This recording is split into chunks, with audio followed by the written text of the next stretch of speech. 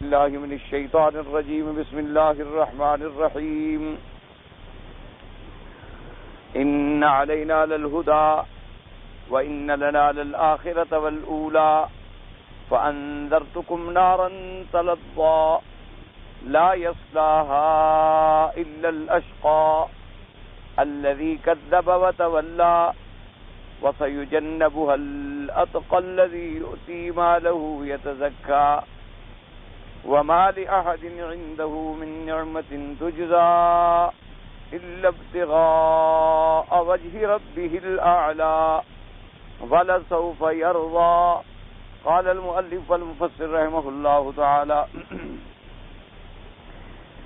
قوله تبارك وتعالى وما لأحد عنده من نعمة تجزى أي ليس بدله ما له في مكافأة من أحد في مكافأة من نصدى إليه معروفا فهو يعطي في مقابلة ذلك وإنما دفعه ذلك ابتغاء وجه ربه الأعلى أي طمعا في أن يحصل له رؤيته في الدار الآخرة في روضات الجنات. اب مفسر رحمت اللہ علیہ ان آیات مبارکہ میں ارشاد فرماتے ہیں کہ اللہ تبارک و تعالی نے ان آیات میں دو جماعتوں کا ذکر کیا ہے. ایک جماعت ہے اشقیاء کی یعنی کفار، اور اس کے مقابلے پہ ایک جماعت ہے سعداء کی یعنی مومنین. اب جو کافر ہیں چونکہ ان کی تصریح آ گئی، یہ قاعدہ ہوتا ہے کہ لفظ شقی جو ہے اس کا استعمال جو ہے بمعنی ہمارے اردو محاورات میں کہتے ہیں بدبخت، اور سعید معنی ہوتا ہے نیک بخت. اسی طرح لفظ عام طور پر اس کا استعمال کافر کے لیے بھی ہوتا ہے اور فاسق فاجر بھی کے لیے بھی ہوتا ہے. لیکن جب قرآن پاک کے سیاق اور سباق پہ نظر ڈالی جائے گی، قرائن پہ نظر ڈالی جائے گی، چونکہ آیات جو ہیں یفسر بعضها بعضا، تمام آیات کو جب سامنے رکھا جائے گا اور جیسے تصریح آ گئی یہاں اللہ تبارک و تعالی نے فرما دیا کہ لا یصلاھا الا الاشقى، کہ جہنم میں داخل نہیں ہوگا مگر جو بڑا بدبخت ہے. اور اس بدبخت کی آگے بیان ہو گیا کہ بدبخت سے مراد کون ہے. اس کے بارے میں اللہ تبارک و تعالی نے فرما دیا اسی آیت مبارک میں کہ لا یصلاھا الا الاشقى الذی کذب وتولی، کہ جس نے انبیاء کی تکذیب کی، دل سے بھی تکذیب کی اور قالب سے بھی اعراض کیا. تو اب جو انبیاء علیہم السلام کی تکذیب کرے گا تو اس کے کفر میں تو کوئی شک نہیں. تو لہذا ایک صاف بات سمجھ آ گئی کہ یہاں سے مراد جو ہے کافر مراد. اور اسی طریقے سے اللہ نے فرمایا کہ جہنم سے وہ بچ جائے گا، اس کو دور کر دیا جائے گا، ہٹا دیا جائے گا. کون؟ الاتقى، جو اللہ سے بہت زیادہ ڈرنے والا ہے. اور وہ ڈرنے والا کون ہے؟ الذی یؤتی مالہ یتزکیٰ، جو اللہ کے راستے میں مال کو بھی پاک کرتا ہے. تو جو آدمی مال کے پاک کرنے کے فکر میں ہے، لازمی بات ہے کہ اس نے اپنے بدن کو تو پاک کیا ہے. کیونکہ جب انسان ایک بدن کو پاک نہیں کرے گا تو کپڑے کے پاک کرنے کا اس کو کیا فکر ہے؟ کپڑے کے پاک کرنے کا فکر اسی کو ہوگا کہ پہلے بدن کی پاکی کا فکر کرے. اسی طریقے سے اگر اس کو اپنے بدن اور کپڑے کی پاکی کا بھی فکر نہیں ہے تو پھر مال کی پاکی کا تو فکر ہی نہیں ہو سکتا. اور جو آدمی یہ ڈر رہا ہے کہ میرا مال بھی حرام نہ ہو، میرا مال بھی زکوٰۃ کی ادائیگی کے بعد پاک ہو جائے، میرا مال بھی صدقات واجبہ جو اللہ نے مقرر فرمائے ہیں دے دوں تاکہ میرا مال پاک بن جائے، تو جو مال کو پاک کر رہا ہے وہ اپنے بدن کو کیسے پاک نہیں کرے گا؟ تو صاف ظاہر ہے کہ اس اتقیٰ سے مراد کون ہے؟ مومن. جیسے فرمایا تھا ان اکرمکم عند اللہ اتقاکم. اسی طرح دیکھیں قرآن پاک میں ایک آیت مبارک آتی ہے الحمدللہ جو آپ بھی پڑھ چکے ہیں کہ قیامت والے دن جب جہنمیوں کو جہنم کی طرف لے جائیں گے تو ان سے ملائکہ ایک سوال پوچھیں گے اور فرمائیں گے ما سلککم فی سقر، کہ اے بدبختو تمہیں جہنم کی طرف کون سی چیز لے چلی؟ تو اب کافر کہیں قالوا لم نک من المصلین وَلَمْ نَكُنْ نُطْعِمُ الْمِسْكِينَ. اب حالانکہ پہلی بات کافر کیا کریں کہ بھی ہم نماز پڑھنے والوں میں نہیں تھے، کہ نماز پڑھنا ایمان کی علامت ہے. ہم نماز پڑھنے والوں میں نہیں. وَلَمْ نَكُنْ نُطْعِمُ الْمِسْكِينَ، اور ہم نے مسکینوں کو کبھی کھانا بھی نہیں کھلایا، یعنی ہم مسکینوں پر بھی رحم کرنے والے نہیں تھے. اور آگے پھر آیا وَكُنَّا نُكَذِّبُ بِيَوْمِ الدِّينِ، اور ہم تو قیامت کا انکار کرتے تھے، تکذیب کرتے تھے. ہمیں تو بالکل یقین ہی نہیں تھا کہ ہم نے مرنے کے بعد اٹھنا ہے اور قیامت ہوگی اور میدان حشر ہوگا اور حساب ہوگا اور جنت جہنم ہوگی.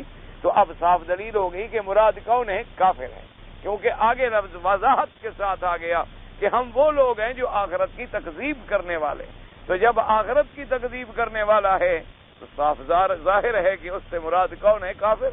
جیسے اللہ کی توحید کا منکر کافر ہے، جیسے حضور پاک صلی اللہ علیہ وسلم کی نبوت، رسالت اور ختم نبوت کا منکر کافر ہے، اسی طریقے سے قیامت کا منکر بھی کافر ہے، یوم الدین کا منکر جو ہے وہ کافر ہے. اس لیے اب قرآن پاک وضاحت، جیسے اسی طرح ایک اور آیت بھی آپ پڑھ چکے ہیں، اما الذین شقوا ففی النار، اللہ نے فرمایا جو بدبخت ہیں وہ جہنم میں. شقو شقا سے ہے، وہی اس کا شقی سے آ گیا، اور اس کے اندر ان کی آوازیں ہوں گی، چیخ و پکار ہوگی، لیکن کون اس کی آواز کو سنے گا؟ اس کے مقابلے پہ آ گیا وَأَمَّا الَّذِينَ سُعِدُوا فَفِي الْجَنَّةِ، کہ جو سعید ہیں اور ماشاءاللہ صالح بخت والے ہیں وہ جنت میں ہوں گے. تو اب شقی کے مقابلے پہ سعید آ گیا، تو صاف ظاہر ہو گیا کہ شقی سے مراد کافر ہے اور سعید سے مراد مسلمان ہے. اسی طرح جیسے اب لفظ آیا قرآن پاک میں اِنَّا هَدَيْنَاهُ السَّبِيلَ إِمَّا شَاكِرًا وَإِمَّا كَفُورًا. اب دو لفظ ہیں، شاکر اور کفور. شاکر کہتے ہیں شکر کرنے والا، کفور کہتے ہیں ناشکری کرنے والا. تو اب ناشکری تو یہ بھی ہے کہ کوئی آپ کا کھانا کھائے اور شکر نہ کرے، یہ بھی ناشکری ہے.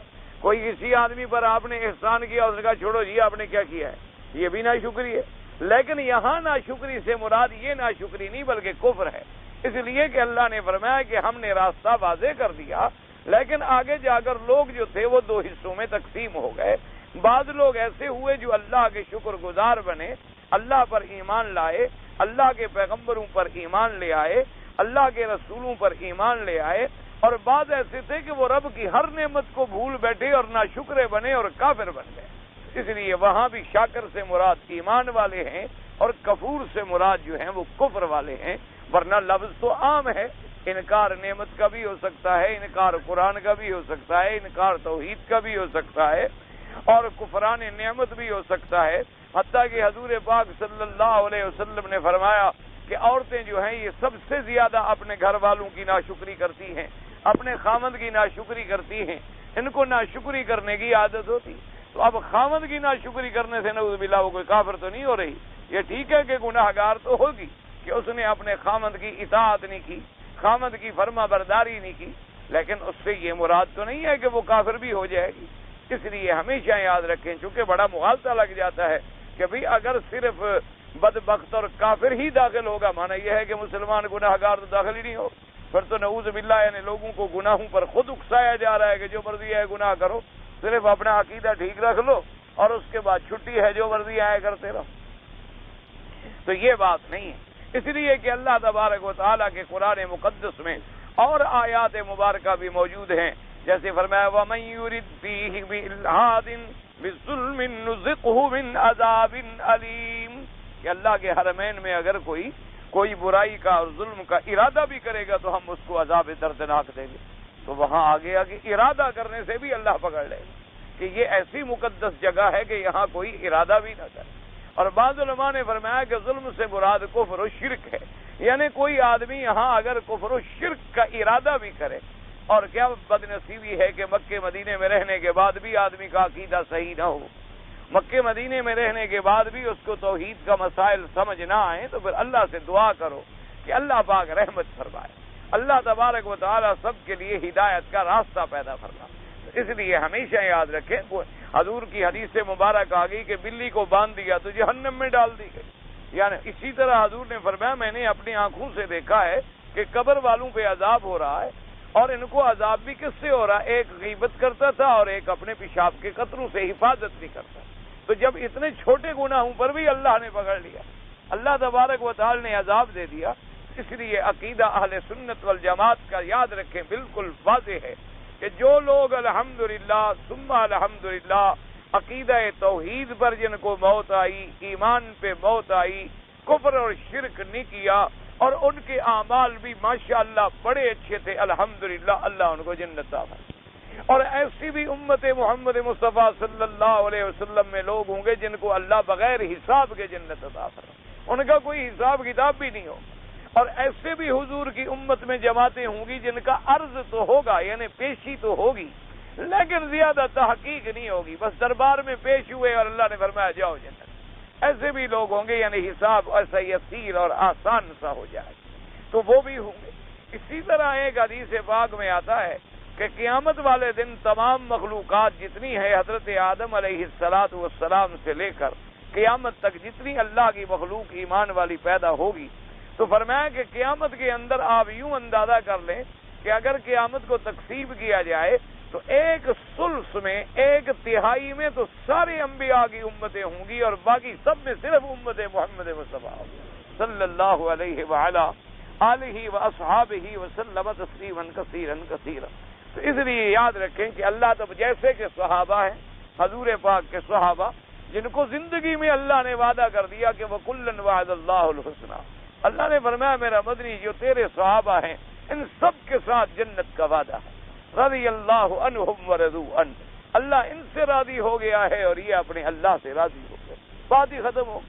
اسی طریقے سے وہ مومنین ماشاءاللہ جن کے اعمال صالحہ ہیں اور جو کبائر سے بچتے رہے، اگر کبھی گناہ صغیرہ ہوا تو نیکیوں کی وجہ سے صغیرہ بھی مٹ گئے، وہ بھی جنت میں گئے۔ اسی طریقے سے اب کچھ لوگ ایسے آئیں گے جن سے کبائر گناہ بھی ہوئے، یعنی کبیرہ گناہ بھی ہوا، لیکن بعض صدور ذنب کے توبہ کر لی، اگر توبہ کر لی الحمدللہ گناہ ختم ہو۔ الطائب من الذنب کمن لا ذنب لہ، یعنی اللہ کی رحمت کا دروازہ کھلا ہوا ہے کہ اگر آدمی 70 سال سے بھی ایک گناہ میں مبتلا ہے اور اپنے اللہ سے ڈر کے پکی سچی توبہ کر لے تو سب گناہ ختم ہو۔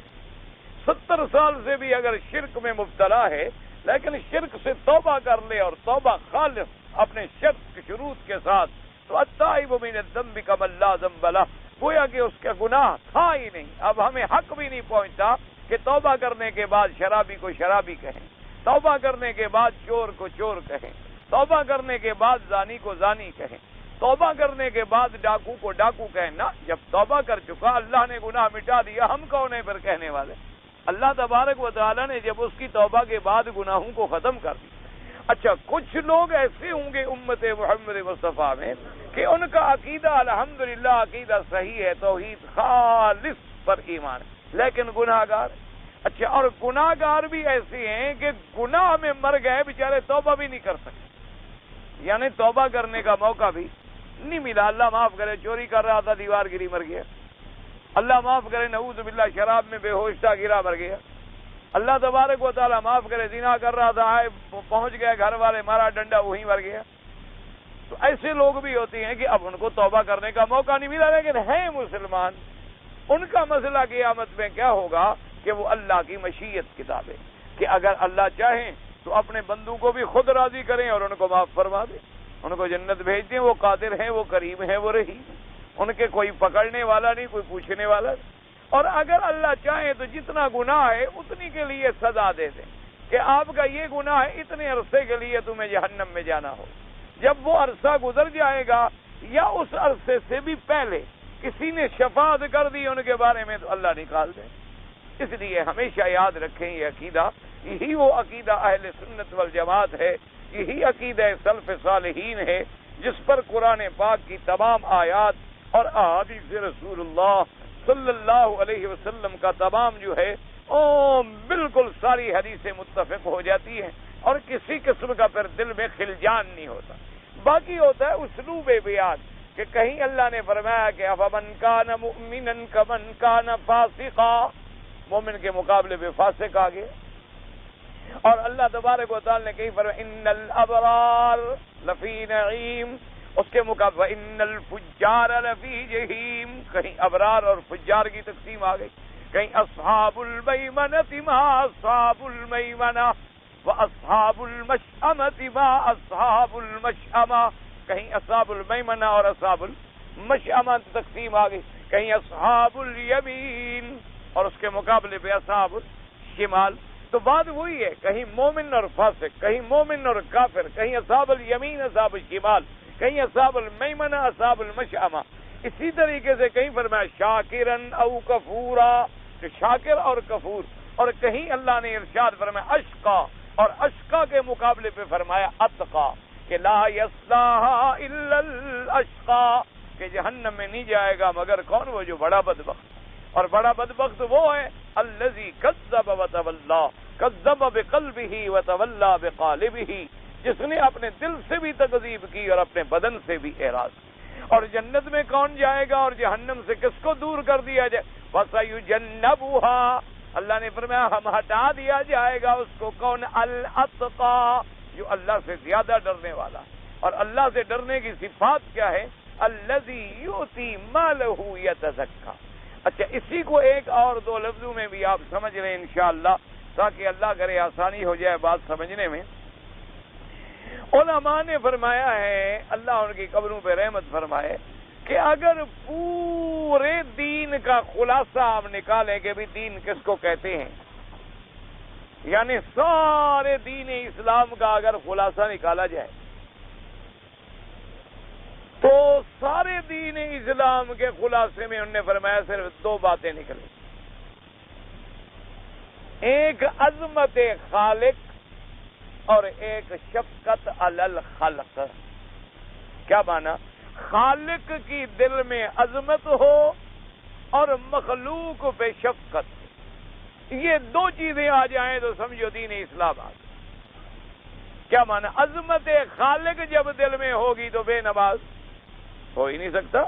خالق کی عظمت دل میں ہوگی تو مشرک ہو ہی نہیں سکتا. جو اللہ کی عظمت کرنے والا ہے وہ کسی غیر کے آگے جھک سکتا ہے؟ جو اللہ کی عظمت کرنے والا ہے تو جو اللہ نے کتاب بھیجی ہے اس کو نہیں مانے گا؟ آپ کے دل میں بادشاہ کی عظمت ہوتی ہے، اگر بادشاہ کا خط آئے تو آپ عزت کریں گے کہ نہیں کریں گے؟ تو جب اللہ کی دل میں عظمت آ جائے گی تو اللہ کی کتابوں پر بھی ایمان، اللہ کے فرشتوں پر بھی ایمان، اللہ کے رسولوں پر بھی ایمان، اللہ کے فرامین پر بھی ایمان، یہ سارے حقوق اللہ ادا ہو گئے. اور جب اللہ کی مخلوق پہ شفقت آ جائے گی کہ آدمی جانور کو بھی تڑپتا ہوا نہیں دیکھ سکتا. ایک پرندہ ہے بیچارہ تڑپ رہا ہے، بھاگتا ہے، اس کو پانی ڈال رہا ہے، اس کو ٹھیک کر رہا ہے، اس کی ٹانگوں پہ پٹی باندھ رہا ہے کہ بھئی آخر مخلوق تو ہے نا اللہ.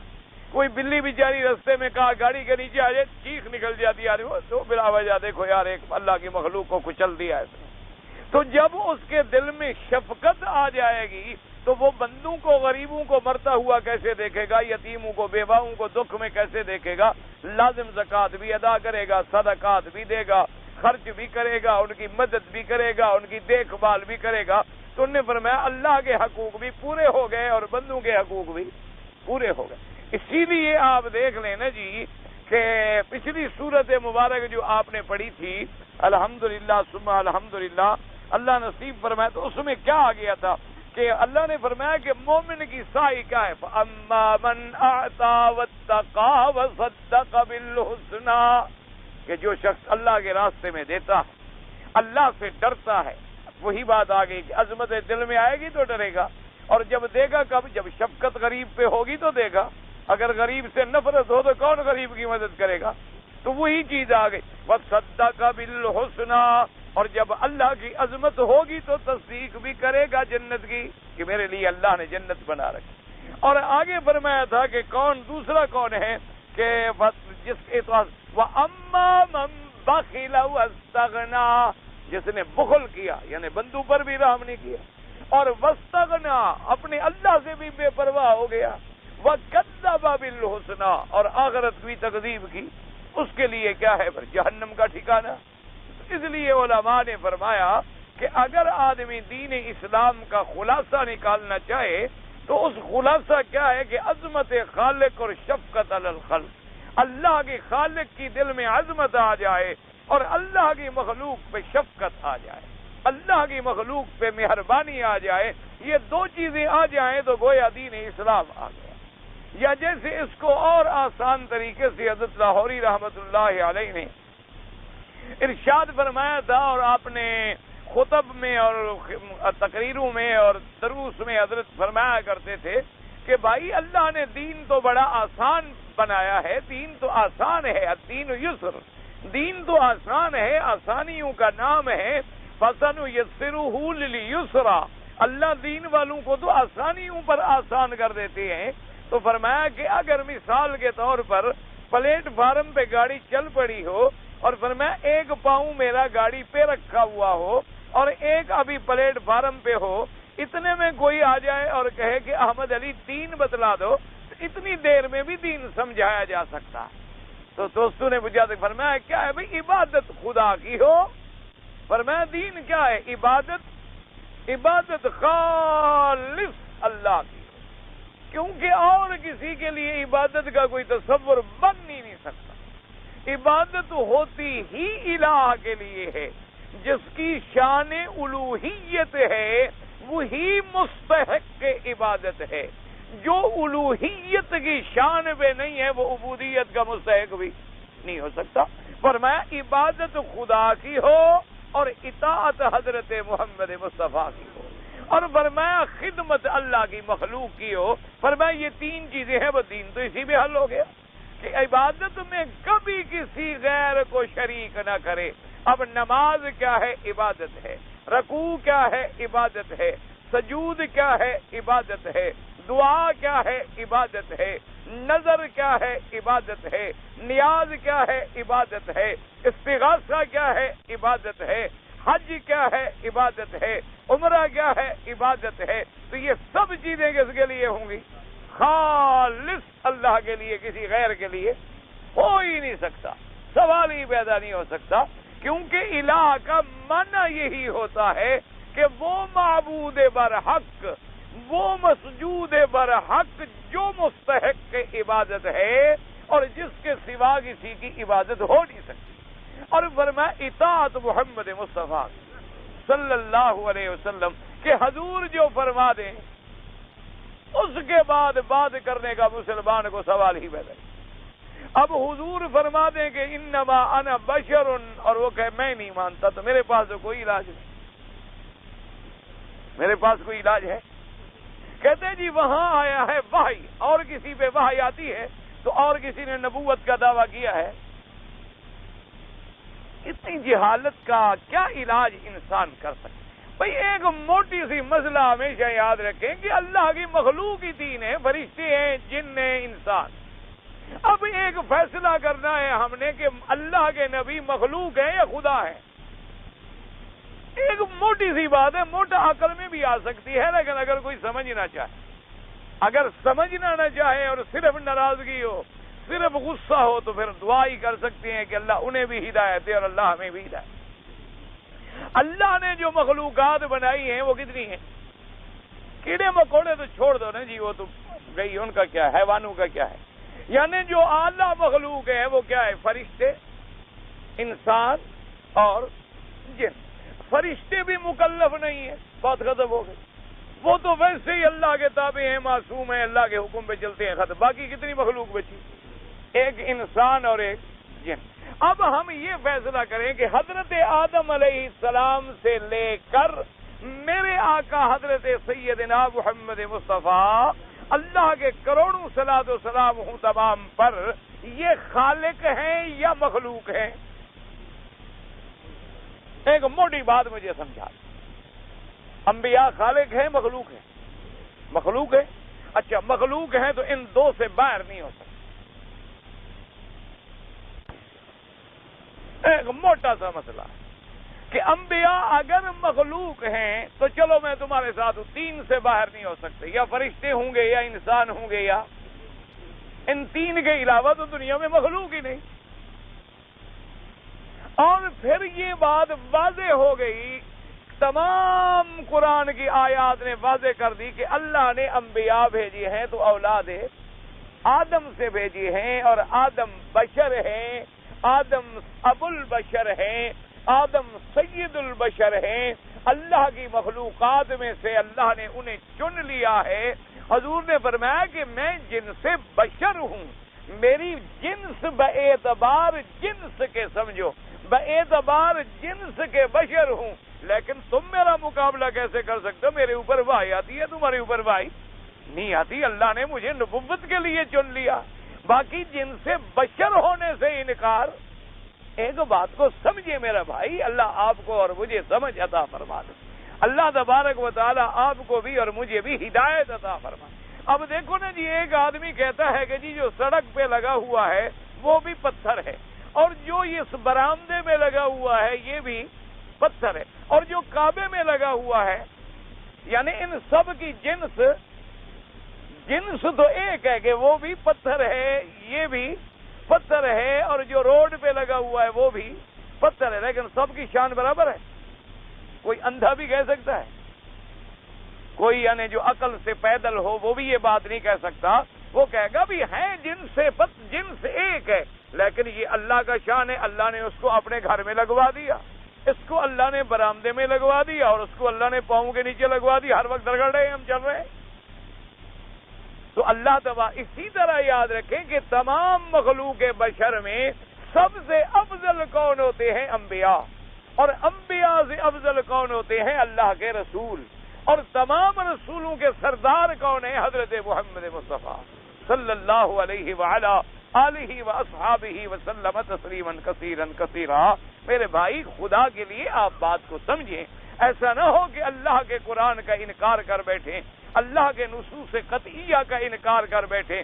ایک جگہ اللہ نے نہیں فرمایا لقد من اللہ علی المؤمنین اذ بعث فیہم رسولا من انفسہم، فرمایا میں نے مومنوں پہ احسان کیا کہ میں نے ان میں سے ایک پیغمبر بھیجا، اور اس طرح فرمایا لقد جاءکم رسول من انفسکم، تحقیق میں نے رسول اور پیغمبر بھیجا جو تم میں سے ہے۔ اور اسی طرح اللہ پاک نے فرمایا میرا بدنی اعلان کر کے کہہ دوں انما انا بشر مثلکم یوحى الی، کہ میں تمہاری مثل جن سے بشر ہوں، لیکن میری عزت و عظمت ہے کہ اللہ نے مجھ پہ وحی بھیجی، تم پر وحی نہیں آئی۔ اللہ نے مجھے نبی بنا لیا، اللہ نے مجھے رسول بنا لیا۔ میرے بھائی کو بڑا غصہ ہے مجھ پر، اللہ اس کو ہدایت دے، مجھے بھی ہدایت دے۔ آپ نے جس عالم کا نام لکھا ہے نا، میں تو اس کا نام نہیں لیتا، میں تو تمہارے پیر کا نام لے کے بھی توہین نہیں کرتا۔ تو اس کا جو پیر ہے نا، چونکہ وہ فوت ہو گئے، ان کا میں نام لیتا ہوں۔ سید احمد سعید کاظمی، وہ ان کا بھی استاد تھا جن کا تم نے نام لکھا ہے۔ انہوں نے خود رسالہ لکھا ہے بشریت انبیاء، اس میں اس نے لکھا ہے کہ جو شخص اللہ کے نبی محمد مصطفیٰ یا کسی نبی کی بشریت کا انکار کرے وہ کافر ہے۔ تمہارے اس پیر کے پیر نے لکھا، صرف مولوی مکی نے نہیں لکھا۔ آپ کو اگر یقین نہ ہو تو میرے پاس بھی وہ کتاب ہے، مجھ سے لے کے پڑھ لیں، اور یا خود منگوا لو۔ مولانا احمد سعید کاظمی بریلوی فکر کے بہت بڑے عالم گزرے ہیں، اور اللہ بہرحال فوت ہو گئے۔ میری تو ایک دفعہ زندگی میں ملاقات ہے، تو باہر صورت میں نے سنا یہی ہے کہ بڑے سنجیدہ عالم تھے اور کوئی ایسی بات نہیں کرتے تھے۔ بہرحال مجھے ایک دفعہ ملاقات ہے، اور وہ بھی گاڑی میں، اور وہ بھی صرف ٹرین میں۔ اور جو دوسرا مسئلہ تم نے لکھا ہے، یہ مسئلہ میں نے خود کاظمی صاحب سے پوچھا تھا، میں اب اللہ کے حرم میں ذمہ داری سے کہہ رہا ہوں۔ اتفاق سے ہم ٹرین میں اکٹھے ہو گئے، اور وہ نہیں جانتے تھے کہ میں کون ہوں۔ مجھے بھی لوگوں نے بتلایا کہ کاظمی صاحب ہے۔ بہرحال رحمت اللہ رحمت فرمائے، جو بھی مر جائے سب کے لیے خیر کی دعا مانگا کریں، جو بھی فوت ہو جائے، جو بھی کسی بھی جماعت کا عالم ہو، اللہ سب کی قبر پہ رحمت فرمائے۔ اللہ تبارک و تعالیٰ، یہ قبر کی منزل بڑی مشکل ہے، اس میں ہم نے بھی جانا ہے۔ کسی کے بارے میں آدمی کبھی توہین کا کلمہ موت کے بعد نہ کہے۔ تو میری اتفاق سے ملاقات ہو گئی، اتفاق سے ہم اسی ڈبے میں آ گئے جس میں حضرت بیٹھے ہوئے تھے، اور ان کو خیر میں سمجھ بھی نہیں آ سکتا تھا۔ اس وقت میں مولوی نہیں تھا، میں بلوچ کی شکل میں تھا، یعنی اس وقت میں اپنے سرداری ڈھنگ میں تھا۔ او بندوقیں اور آگے پیچھے مونچھوں والے اور خطرناک قسم کے لوگ، وہ سمجھ بھی نہیں سکتا تھا کہ یہ آدمی مولوی ہو سکتا ہے جس کے ساتھ ایسی سی بلائیں ہوں۔ اب میری تو وہ برادری ہے، میں ان کو تو ٹال تو سکتا نہیں، ہدایت تو کرتا رہتا ہوں، لیکن مانتے میری وہ بھی نہیں ہے، سیدھی سی بات۔ کچھ مان گئے، کچھ نہیں مانتے، کچھ بڑے ٹھیک ہو گئے ماشاءاللہ، اتنی داڑیاں رکھ لی، اللہ نے ان کو ہدایت کر دی ماشاءاللہ۔ میں نے کہا جتنی مونچھوں پہ زور لگاتے ہو اتنی داڑھی پہ لگا لو، بال ہی بڑھانے ہیں نا، اللہ بھی راضی ہو جائے گا، تمہارا روب بھی بن جائے گا۔ ضروری ہے کہ تم مونچھوں پہ زور لگاؤ، یعنی 6 انچ کی مجھے رکھی، آدمی دیکھے تو ڈر جائے کہ بھوت آ گئے۔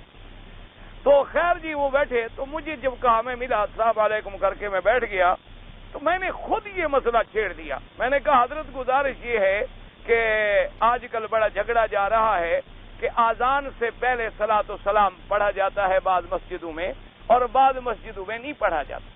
بعض مسجدوں میں یہ پڑھتی ہیں ان اللہ و ملائکتہ یصلون علی النبی، اور اس کے بعد آیت پڑھ کے صلاۃ و سلام پھر اذان ہوتی ہے، اور کبھی کبھی اذان کے بعد بھی ہوتا ہے۔ بہرحال اور بعض مسجدوں میں نہیں پڑھا جاتا۔ اور میں آپ سے اتنی گزارش کرتا ہوں کہ آپ کا بڑا مطالعہ ہے اور آپ اہل علم ہیں، اگر کوئی حدیث قرآن میں ایسی دلیل ہو تو آپ ہمیں بتلائیں تاکہ ہم ان لوگوں کو مطمئن کر سکیں جو انکار کرتے ہیں۔ میں نے یہ نہیں کہا کہ میں بھی خود انکار کرتا ہوں، میں نے کہا تھا کہ وہ محسوس نہ کریں کہ بزرگ سے آدمی ادب سے بات پوچھے، جب بھی کوئی بات پوچھے۔ تو انہوں نے کہا کہ عزیز بات تو یہ ہے کہ قرآن میں یہ چیز نہیں ہے، حدیث پاک میں بھی نہیں، سیدھی بات۔ میں نے کہا حضرت پھر صحابہ رضوان اللہ علیہم اجمعین نے بھی کبھی ایسا کیا؟ آخر صحابہ کو بھی تو حضور سے محبت تھی، اور صحابہ کو بھی پتا تھا کہ یہ آیت قرآن میں اتر چکی ہے۔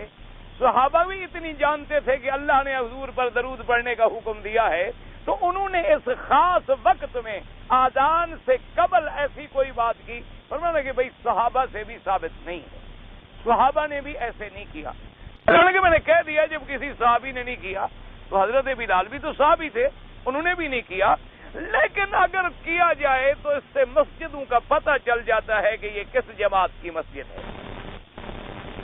وہ آخر میں ابراہیم علیہ تو کہنے لگے اپنی طرف سے تو ذرا لوگوں کو پتہ چل جاتا ہے کہ یہ وہابیوں کی مسجد ہے یا یہ جو ہے عاشقوں کی مسجد ہے۔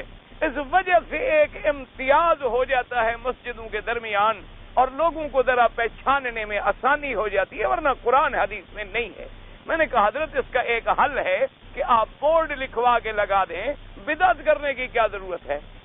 تو ابھی ہماری باتیں ہو رہی تھی، ایک شریف آدمی نے ان کو کان میں کہہ دیا جی مولوی بگی صاحب ہیں، تو خیر وہ پھر کھڑے ہوئے اور مجھے گلے سے لگایا اور بڑے محبت سے ملے اور کہا آپ کے والد صاحب کا میں بڑا قدردان ہوں، انہوں نے بڑی قرآن و حدیث کی خدمت کی ہے اور آپ نے پہلے مجھے نہیں بتایا، اور آپ تو ایسے بن کے پوچھ رہے تھے جیسے کچھ جانتے نہ ہو، اس کا مطلب ہے آپ مجھے چھیڑ رہے ہیں۔ میں نے کہا نہیں حضرت چھیڑنا تو مقصود ہے۔ بہرحال اب پھر تو بات ہوئی نا، پھر تو وہ ایک دوسرے کے استقبال میں آ گئے۔ پھر انہوں نے کہا پان کھائیں گے آپ کی، میں نے کہا بڑی مہربانی آپ کی، شکریہ۔ تو بار صورت یہ ہے میرے عزیز، یہ جھگڑے کی بات نہیں، اللہ نے قرآن میں حکم دیا ہے ہمیں درود پاک پڑھنے، اور جو حضور پہ درود پڑھنے کا منکر ہو ہم اس کو مسلمان بھی نہیں سمجھتے، وہ تو قرآن کا منکر ہے۔ یا ایھا الذین آمنوا صلوا علیہ وسلموا تسلیما کا منکر ہے۔ میرے عزیز تم بات کو سمجھو، اللہ تمہارے دماغ میں صحیح بات ڈال دے اور اللہ ہمارے دماغوں میں بھی صحیح بات ڈال دے، لیکن ہر چیز کے پڑھنے کا ایک وقت ہے، ہر چیز کے پڑھنے کا ایک موقع ہے۔ کیا معنی؟ اب میں نماز پڑھوں عشاء کی، اللہ اکبر، اب میں شروع کر دوں الصلاۃ والسلام علیک یا رسول اللہ، الصلاۃ والسلام علیک یا حبیب اللہ، تو نماز ہو جائے گی؟ کیوں؟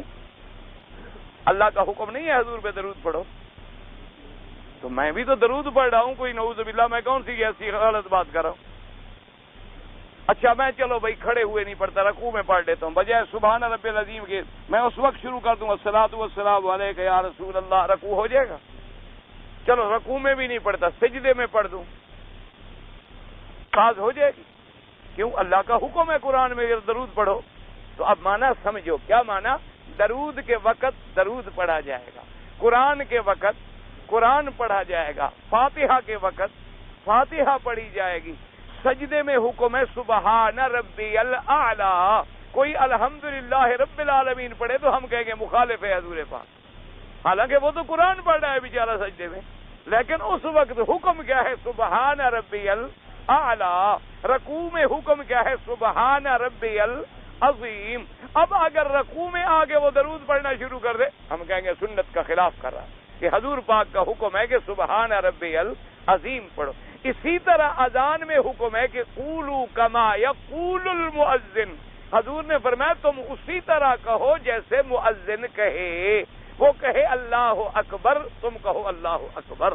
اسی طرح کہتے چلے جاؤ، اور جب وہ مؤذن اذان ختم کر لے اور تم بھی ختم کر لو تو کیا کہو؟ اللہم صلی علی سیدنا محمد وعلی آل سیدنا محمد کما صلیت علی ابراہیم وعلی آل ابراہیم فی العالمین انک حمید مجید اللہم رب هذه الدعوة التامة والصلاة القائمة آت محمد الوسیلہ وابعثه مقاما محمودا الذی وعدته انک لا تخلف الميعاد۔ تو یہ ہے سنت کا طریقہ میرے بھائی۔ ہمارا ایمان تو یہ ہے کہ جو حضور کہتے ہیں اور جو انکار کرتا ہے وہ مسلمان نہیں ہوتا۔ سیدھی سی بات، کھلی سی بات ہے۔ اس میں کسی کو ناراضگی ہو تو اللہ اس کو سمجھ دے، اور اگر ہماری کوئی غلطی ہے اللہ ہمیں سمجھ دے، اللہ ہمیں بھی ہدایت۔ ہم بھی تو بندے ہیں، ہم کوئی فرشتے تو نہیں ہیں کہ ہم غلطی نہیں کر سکتے، ہم بھی تو مجسم ہیں غلطیوں کے، ہم بھی تو سر سے لے کر پاؤں تک مرکب ہیں خطا اور نسیان کے۔ تو لہذا مسائل ہمیشہ جھگڑوں سے حل نہیں ہوتے، مسائل ہمیشہ حل ہوتے ہیں الحمدللہ دین کے ساتھ، محبت کے ساتھ، پیار کے ساتھ، کہ آدمی مثلا بخاری شریف اٹھا لو، مسلم شریف اٹھا لو، ترمذی شریف اٹھا لو، سیاہ ستہ کی ساری کتابیں آپ اٹھا لیں، اس میں آپ کتاب الصلاۃ کھول لیں، نماز کا باب کھول لیں، نماز کے باب کھولنے کے بعد خود بخود اذان کا ذکر آئے گا، تو جہاں جہاں اذان کا ذکر آ جائے وہ ساری حدیث مبارک پڑھ لیں، پھر اندازہ کرا لیں کہ کس کی حدیث سنت کے مطابق ہے اذان اور کس کی اذان سنت کے مطابق نہیں ہے۔ تو جب تم ساری حدیثوں میں نظر ڈالو گے اللہ کی رحمت سے مسئلہ سمجھ آ جائے۔ اللہ پاک آپ پر بھی اور مجھ پر بھی ہدایت فرمائے۔ تو اب جناب مسئلہ کیا نکلا؟ عبادت کس کی ہو؟ اللہ کی ہو، اور اطاعت کس کی؟ اچھا اسی میں سمجھ لو، جو میرے مدنی کی اطاعت کرے گا وہ خدا کی اطاعت تو خود بخود کرے گا۔ جب حضور کی فرما برداری کرے گا تو گویا اس نے اللہ کی فرما برداری کر لی۔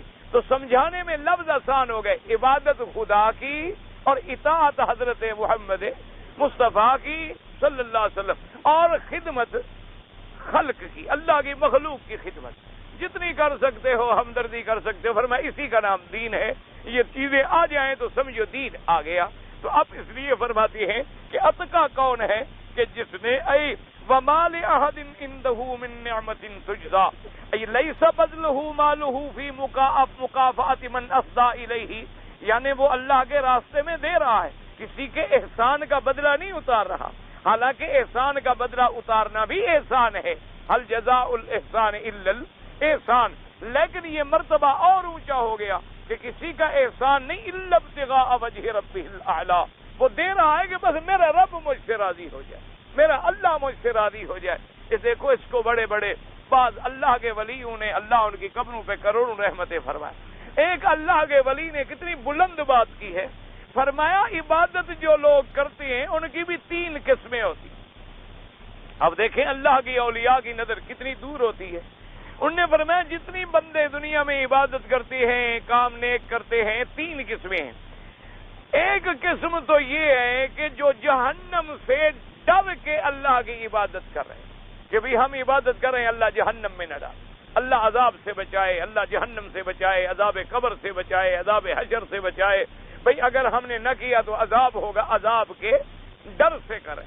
اور انہوں نے کہا کچھ بندے ایسے ہوتے ہیں جو اللہ کی نعمتوں کے حصول کے لیے عبادت کر رہے کہ بھی ہم عبادت کریں گے تو جنت ملے گی، ہم عبادت کریں گے درجات ملیں گے، ہم عبادت کریں گے تو ہمارے مرتبے قیامت میں اونچے ہو جائیں۔ اور فرمایا جو اصل بندے ہوتے ہیں وہ ان چیزوں کا بھی خیال نہیں کرتے، ان کو دوسرے درجے پہ رکھتے ہیں۔ وہ کہتے ہیں اصل خدمت یہ ہے کہ ہمارا رب راضی ہو جائے۔ ہم تو عبادت اس لیے کر رہے ہیں کہ خالص تیرے لیے، کہ صرف تیری ذات راضی ہو جائے، صرف تیری ذات راضی ہو جائے۔ اور جب وہ راضی ہو گیا تو جہنم میں کیوں ڈالے گا؟ جب وہ راضی ہو گیا تو جنت خود بخود ہمیں ملے گی، اس کی رضا سے جنت ملنا تو ملنا ہی ہے۔ اس لیے فرمایا جو اللہ کے اصل بندے ہوتے ہیں وہ ان چیزوں سے بھی گزر جاتے ہیں کہ ان کو نہ جہنم کا ڈر ستا رہا ہے، نہ جنت کی طلب ستا رہی ہے، ان کو تو اپنے مولا کی یاد اور اس کی اطاعت ستاتی ہے کہ وہ اسی کے راضی کرنے کے لیے عبادت کرتے ہیں۔ اور جب ان کو وہ رضا، اس لیے اب دیکھیں حدیث پاک میں آ گیا اللہ کے اولیاء کے کلام جو ہوتے ہیں وہ بھی الحمدللہ قرآن و حدیث کا خلاصہ ہوتے ہیں۔ لیکن اصل بات یہ ہے کہ اللہ ہمیں سمجھنے کی بھی توفیق عطا فرما دے۔ حضور پاک کی حدیث سے مبارک ہے، فرمایا کہ جب جنت والے جنت میں چلے گئے، جہنم والے جہنم میں چلے گئے، تو اللہ پاک ارشاد فرمائیں گے کہ اے اہل جنت، اے جنت والو، اور کچھ مانگتے ہو؟ تو جنت والے کہیں گے مولا کریم اب کوئی نعمت ایسی بھی بچ گئی ہے جو ہمیں نہ ملی ہو، آپ نے ہمیں جہنم سے بچا دیا، جنت عطا فرما دی، اور جنت میں ایسی نعمتیں آپ نے دی ہیں جو ہم نے کبھی دیکھی بھی نہیں تھی، کبھی سنی بھی نہیں تھی، کبھی سوچی بھی نہیں، ہمارے تصورات سے بھی بلند و بالا نعمتیں ہمیں مل گئی ہیں مولا۔ تو اللہ پاک فرمائیں گے کہ اے میرے بندو، آج تمہیں میں ایسی نعمت دیتا ہوں جو پہلے تمہیں ملی ہی نہیں۔ تو اب جنت والے حیران ہو جائیں گے کہ وہ ایسی نعمت کون سی ہے؟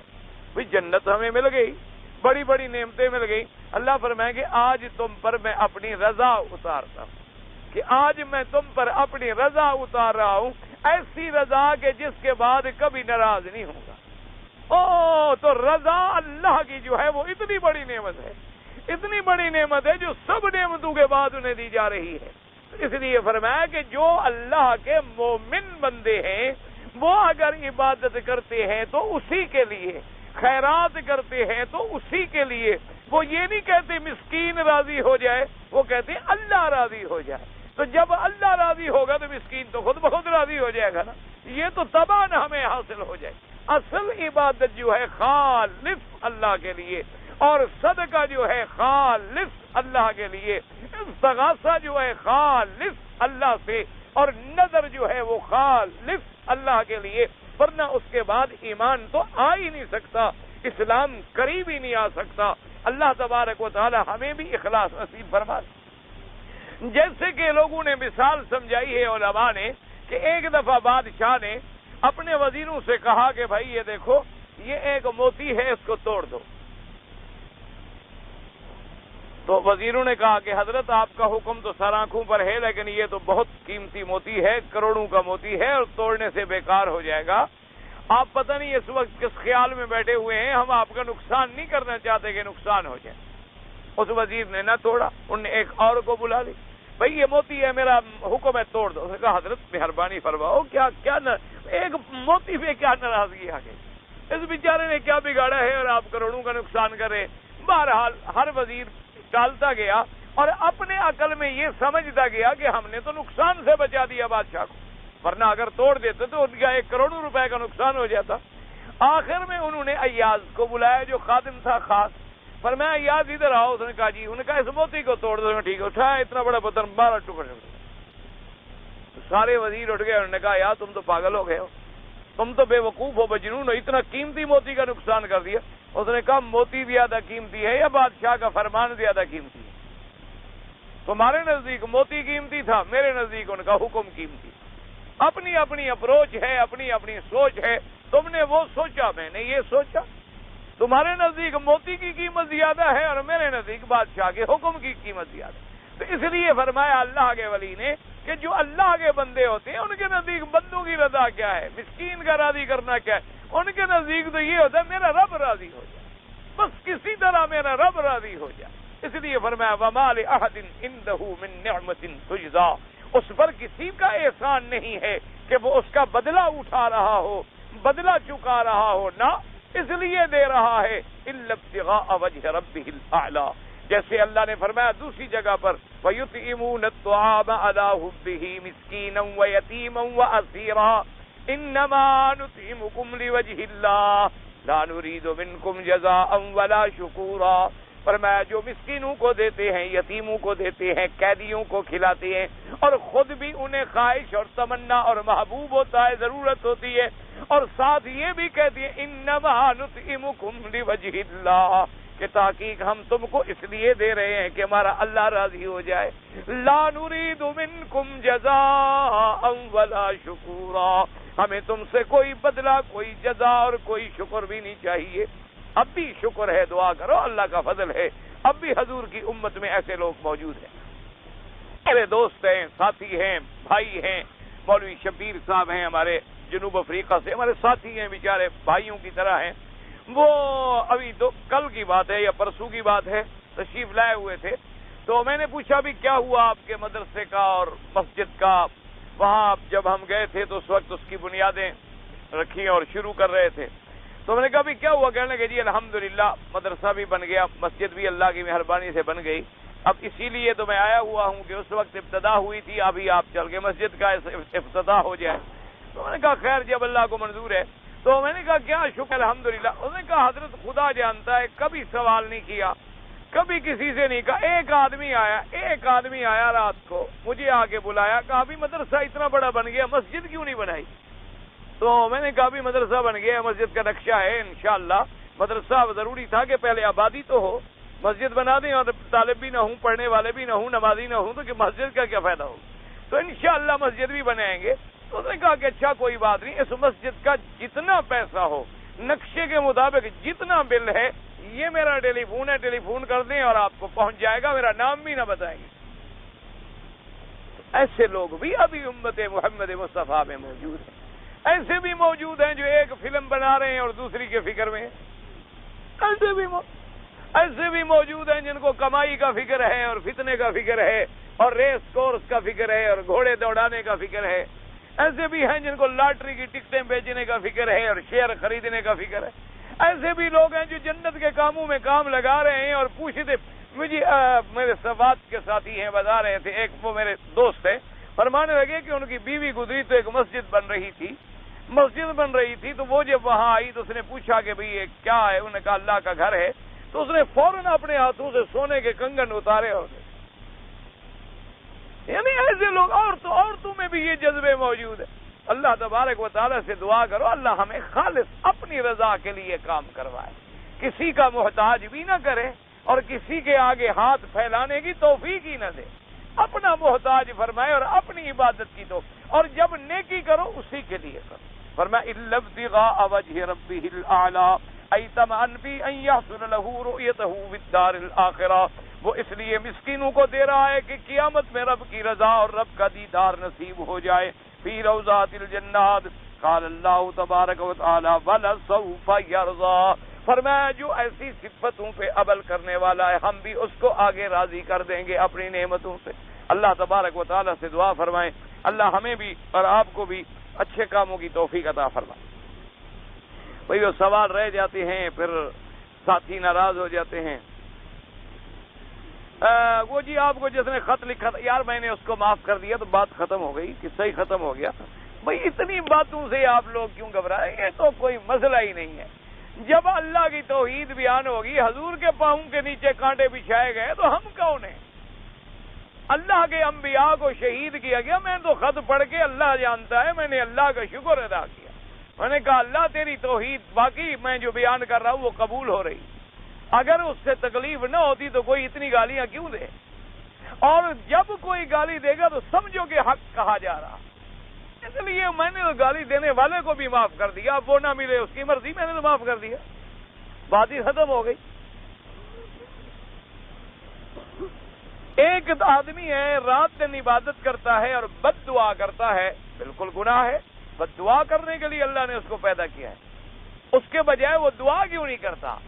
حضور صلی اللہ علیہ وسلم کی دعا مبارک ہے، آپ نے فرمایا اللہم میرے اللہ اگر میں نے کسی پہ لعنت بھیجی ہو اور کسی پہ بد دعا کی ہو، ہلاکت کی، تو میرا اللہ اس کو بھی دعا میں بدل دے، اس کو بھی رحمت میں بدل دے۔ اس لیے بد دعا نہ سیکھو، دعا کرنا سیکھو۔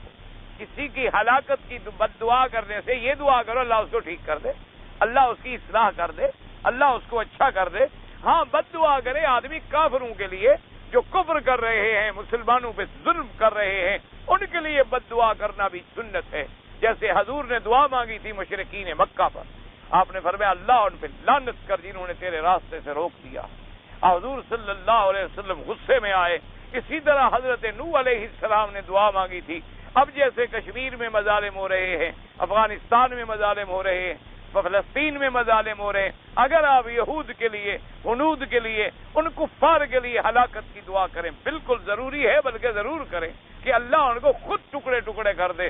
جو مسلمانوں کو ٹکڑے ٹکڑے کرنا چاہتے ہیں اللہ ان پہ اپنا عذاب نازل کرے اور ان کو دنیا کے لیے عبرت بنا دے۔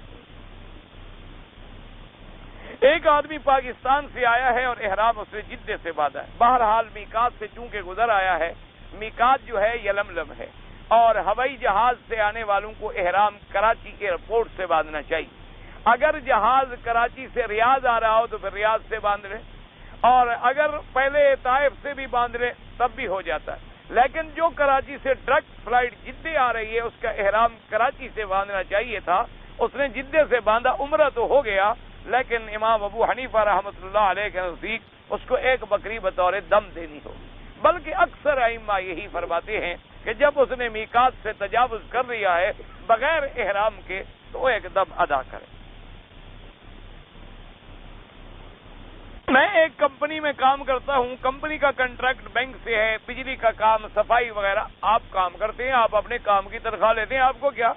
کمپنی جانے، کمپنی کا کام جانے، وہ بینک سے کرے، چور سے کرے، ڈاکو سے کرے، وہ گناہ گار ہیں، تمہارا کیا گناہ ہے؟ تم تو اپنی نوکری کا عوض لیتے ہو، اپنی تنخواہ لیتے ہو. اگر دم واجب ہو جائے تو دم ہمیں مکے میں دینا، بالکل اللہ کے حرم کی حدود کے اندر دم دینا ہوتا ہے، یعنی پورے حرم میں، پورے حد حرم میں، یہ نہیں کہ اپنے ملک میں آپ دم دیں. اگر نہ بھی ہوں کسی کو ویسے بعد میں بھی بھیج سکتے ہیں، کوئی ایسی بات نہیں. طواف کے دوران اگر وضو ٹوٹ جائے طواف چھوڑ دے، کیونکہ طواف کا حکم وہی ہے جو نماز کا حکم. جیسے نماز بغیر وضو کے نہیں ہو سکتی، طواف بھی بغیر وضو کے نہیں ہو سکتا. تو جہاں اس کا وضو ٹوٹ گیا چھوڑ دے، باہر چلا جائے، وضو کرے، واپس آ کے طواف کی. اگر میں نے طواف پڑھنے کے بعد 2 رکعت مقام ابراہیم پہ نہیں پڑھ سکا، کوئی بات نہیں، افضل یہ ہے کہ مقام ابراہیم پہ پڑھیں. مقام ابراہیم پہ نہ جگہ ملے حتیم میں پڑھ لے، حتیم میں جگہ نہ ملے پورے طواف والی جگہ میں پڑھ لے، پورے طواف والی جگہ میں بھی نہ ملے پورے حرم میں پڑھ لے، جہاں مرضی ہے پڑھ، کہیں بھی نماز پڑھیں گے ادا ہو جائے.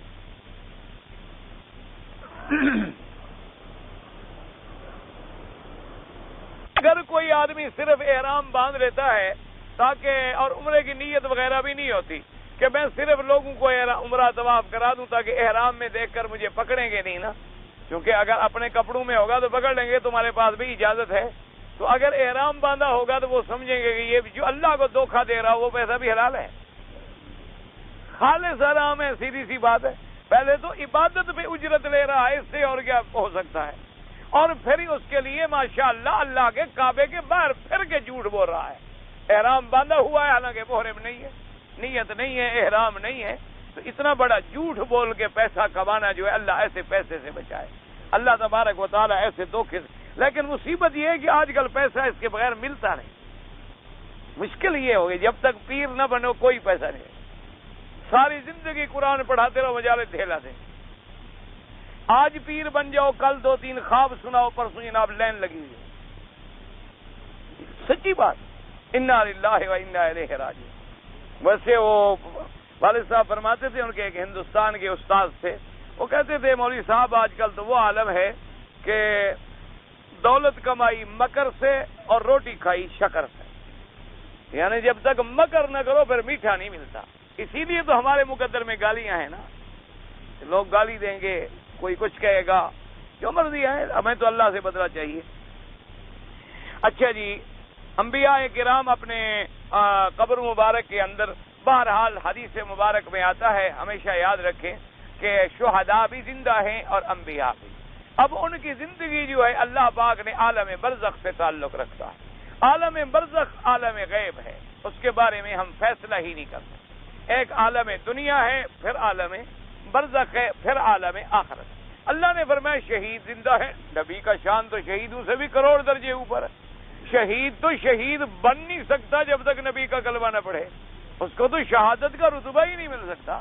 تو جب شہید کا اتنا بڑا مرتبہ ہو تو نبی کا کتنا ہوگا، وہ تو اور زیادہ ہوگا. لیکن ان کی زندگی کے بارے میں زیادہ بحث بھی نہ کرے، کیونکہ وہ عالم برزخ ہے. اللہ نے فرما دیا ہمارا ایمان.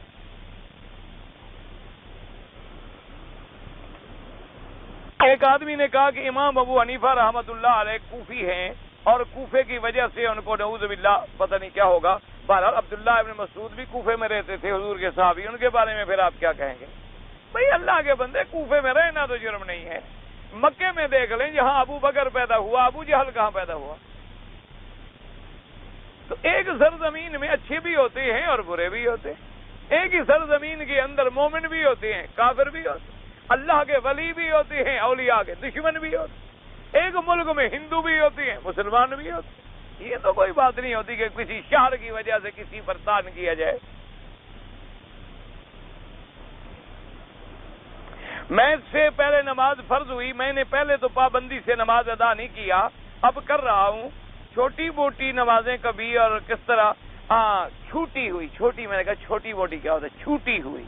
ہاں مقصد یہ ہے بہرحال جو نمازیں آپ سے قضا ہو گئی ہیں آپ کو اللہ نے توفیق دی ہے ادا کریں، اور سب سے پہلی چیز یہ ہے توبہ کریں کہ یا اللہ میں توبہ کرتا ہوں، چونکہ توبہ سے گناہ معاف ہو جاتا ہے، اور آئندہ کبھی قضا نہ کریں۔ اگر کبھی انسان ہے غفلت ہو گئی، نیند آ گئی، قضا پڑھ لی، اور جو رہ گئی ہیں ان کو ادا کرنے کی اپنی طرف سے کوشش کرتے رہیں، باقی اللہ تبارک و تعالیٰ پہ چھوڑ۔ توبہ کر لی ہے انشاءاللہ اللہ گناہ معاف کر دیں۔ اگر آدمی طواف کے دوران کسی عورت سے ٹکرا جائے، خود نہ ٹکرا جائے، اگر اتفاق سے ہو جائے تو اللہ جانتا ہے گناہ نہیں ہوگا، لیکن آمدن ٹکرا جائے تو گناہ ہوگا۔ وہی اذان سے 10 منٹ پہلے صلاۃ والسلام، بعد میں سلام۔ تو میں نے عرض کر دیا ہے کہ بھی قرآن پاک میں بھی ثابت نہیں ہے، حدیث مبارک میں بھی ثابت نہیں ہے۔ حضور کے مؤذن حضرت بلال نے بھی نہیں پڑھا اور حضرت ابی محذورہ نے بھی نہیں پڑھا۔ تو جو چیز قرآن، حدیث اور صحابہ کے عمل میں ثابت نہ ہو وہ بدعت ہو سکتی ہے، وہ سنت نہیں ہو سکتی۔ اس لیے بہرحال، اور ایسی باتوں کو جھگڑے بھی نہ بنائیں، اللہ ہدایت عطا فرما دے ہمیں۔ اللہ کے بندے جو پڑھتے ہیں ان کو بھی پیار سے مسئلہ سمجھائیں کہ میرے بھائی تم کیوں پڑھ رہے ہو؟ اس لیے کہ ثواب ہو، اگر ثواب نہ ہو تو پھر پڑھنے کا کیا فائدہ؟ اور ثواب کب ہوگا؟ جب حضور کا حکم ہو۔ اگر حضور کے فرمان کے مطابق عمل نہ ہو تو ثواب، دیکھو نا جی، اب ادھر منہ کر کے تم نماز شروع کر دو، ثواب ہوگا؟ نہیں ہوگا۔ کیوں؟ حالانکہ تم تو نماز پڑھ رہے ہو، لیکن صرف چہرہ جو بدل گیا ہے تو ثواب ختم ہو گیا۔ بغیر وضو کے نماز پڑھ لو، ادا ہو جائے، گناہ ہوگا، ثواب ہوگا، اس لیے کہ تم نے حضور کے حکم پر عمل نہیں کیا۔ اگر کسی آدمی کو حالت احرام میں احتلام ہو جائے، سو گیا، احتلام ہو، کوئی بات نہیں، اٹھ کے غسل کر لے، احرام شیرام دھو لے، بس اپنا عمرہ پورا کرے۔ دن کے وقت عورت کے ساتھ سونا جائز ہے یا نہیں؟ دن کے وقت، رات کے وقت تمہاری بیوی ہے، جب چاہو، کون سا منع ہے بھائی؟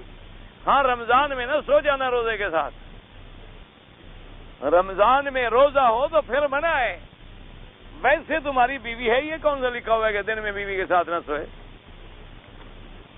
پھر تو کام ہی ختم ہو جائے، پھر ہم مولوی لوگ تو مارے ہی جائیں، رات تو ہمیں ملتی نہیں، کتابیں پڑھتے گزر جاتی ہے۔ ایک آدمی نے اپنی داڑھی میں خضاب لگا، بھائی موٹی بات ہے، سیاہ خضاب لگانا حرام ہے، سیاہ بال بنائے جائیں، سیاہ رنگ لگایا جائے، حرام۔ اگر اس کو مہندی میں ملایا جائے، حدیثوں میں موجود ہے کہ مہندی میں بسمہ ڈال دیں تو دور سے رنگ سیاہ نظر آئے گا، لیکن قریب سے دیکھو گے تو وہ سیاہ نہیں ہوگا۔ ایک موٹی بات یاد رکھیں، سیاہ لگانا منع ہے، مہندی لگانا بھی جائز ہے۔ مہندی میں بسمہ ملا کے ڈال کے لگا لو، یا بسمے کی چیز کوئی اور رنگ ڈال لو تو پھر کیا ہے۔ ویسے خروج دابہ جو ہے وہ تو بالکل حدیثوں میں صحیح ہے۔ باقی یہ آپ نے جو لکھا ہے کہ اس کے پاس حضرت سلیمان کی انگوٹھی ہوگی یا موسیٰ علیہ السلام والا عصا ہوگا، یہ بات ثابت نہیں ہے، یہ حدیث صحیح ہے۔ دابہ نکلے گا، باقی یہ کہ اس دابہ جو ہے جب نکلے گا تو اس کے ہاتھ میں موسیٰ علیہ السلام کا ڈنڈا ہوگا اور سلیمان علیہ السلام کی انگوٹھی ہوگی۔ بھئی اگر دابہ نکلنی بھی ہے، انگوٹھی ہونی چاہیے تو پھر حضور کی ہوتی، حضور صلی اللہ علیہ وسلم زیادہ افضل ہیں یا سلیمان علیہ السلام زیادہ افضل ہے؟ حضور صلی اللہ علیہ وسلم کی شان زیادہ ہے یا موسیٰ علیہ السلام کی شان سے؟ حدیث پڑھتے ہوئے بھی سمجھ لیا کرو نا، اندازہ ہو جاتا ہے نا بات سے، اس لیے بہرحال وہ روایت ضعیف ہے۔ البتہ خروج دابہ جو ہے وہ ٹھیک ہے، دابہ نکلے گا، وہ علامات قیامت میں ہے۔ میرے پاس 10 تولے سونا ہے، سونے کی قیمت سے زیادہ قرضہ بھی ہے، تو کیا زکوٰۃ ادا کرنا؟ پہلے تم سونا بیچ کے قرضہ ادا کرو، قرضے سے بعد اگر بچے سونا نصاب کے مطابق تو پھر تم پر زکوٰۃ ہے۔ تم ایسا بھی نہ کرو، قرضہ بھی نہیں دیتے، زکوٰۃ بھی نہیں دیتے، دونوں چیزیں ہضم کر رہے ہو نا۔ 10 تولے سونا ہے، اتنا قرضہ ہے، زکوٰۃ دوں یعنی قرضہ نہیں دیتا، تم پہلے قرضہ ادا کرو اللہ کے بندے. اور قرضہ بھی ادا نہیں کر رہے ہو تو معلوم ہوا صرف زکوٰۃ سے بچنے کے لیے اپنے آپ کو مقروض رکھا ہوا ہے کہ میرے اوپر تاکہ قرضہ ہے میں بہانہ بناؤں. اللہ نیتوں کو جانتے ہیں, اللہ دلوں کو جانتے ہیں. پہلے قرضہ ادا کرو, اپنے گھر کے خرچے ادا کرو, بعد میں اگر خالص نفع ہے اور 7.25 تولے سونے کے برابر جائیداد ہے یا 52 تولے چاندی کے برابر جائیداد ہے, پھر قیمت لگا کے 2.5% زکوٰۃ نکالنی ہوگی. لیکن پہلے قرضہ تو ادا کرو اللہ کے بندے. قرضہ تو بڑی بری چیز ہے. قرضہ اتنی بڑی بری چیز ہے کہ ایک صحابی آئے حضور کی خدمت پہ, انہوں نے فرمایا, عرض کیا کہ حضور پاک مہربانی فرمائیں مجھے بتائیں کہ اگر میں اللہ کے راستے میں جم جاؤں اور لڑوں اور جہاد کروں اور کافر مجھے پکڑ لیں اور مجھے رسی میں باندھ دیں اور لٹکا دیں اور پھر مجھے مار ڈالیں تو مجھے جنت میں جانے سے کوئی چیز روکنے والی ہوگی؟ آپ نے فرمایا اللہ, کوئی چیز تمہیں جنت سے پھر نہیں روکے, تم سیدھے جنت میں جاؤ. تو وہ جب جانے لگا فرمایا ادھر آؤ, واپس آیا فرمایا الا الدین, اگر قرضہ دینا ہوگا پھر رکے رہو گے. قرضہ سر پہ ہوگا تو شہید کو بھی روکا جائے گا کہ پہلے ادا کرو. تو تمہارا ہمارا کیا حال ہوگا اللہ کے بندے. میرے ایک دوست نے احرام باندھا اور پھر فوٹو پا کے پھر احرام کھول دیا. ماشاءاللہ آپ کے دوست کوئی ایکٹر معلوم ہوتے ہیں, یعنی ڈرامہ کر رہے تھے, اللہ سے بھی, احرام سے بھی, اور گھر والوں سے بھی, اور سب سے. فوٹو کھنچوانے والے پر بھی لعنت, کھینچنے والے پر بھی لعنت. احرام باندھ کے کھنچوائے تو پھر ڈبل ہو جائے گی, آگے تمہاری مرضی. حضور نے فرمایا کہ اللہ نے لعنت بھیجی ہے فوٹو کھنچوانے والے پر.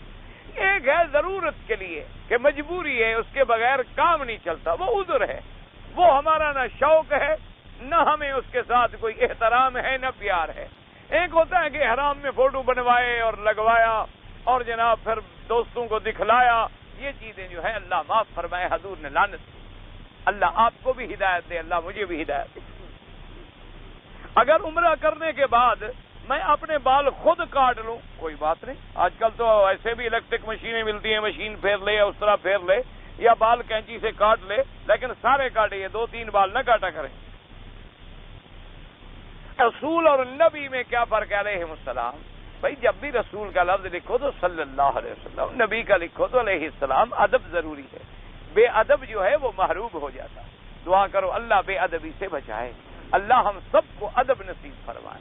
تو اللہ کے رسول پاک جو ہوتے ہیں علیہ السلام, جن کو اللہ شریعت دیتے ہیں, کتاب دیتے ہیں, اور نبی پاک جو ہوتے ہیں ان کے لیے علیحدہ شریعت نہیں ہوتی, وہ پہلے رسول پاک کی شریعت کے تابع ہوتے. یوں سمجھ لو موسیٰ علیہ السلام رسول تھے کیونکہ صاحب تورات تھے, ہارون علیہ السلام نبی تھے اور تورات کے پابند.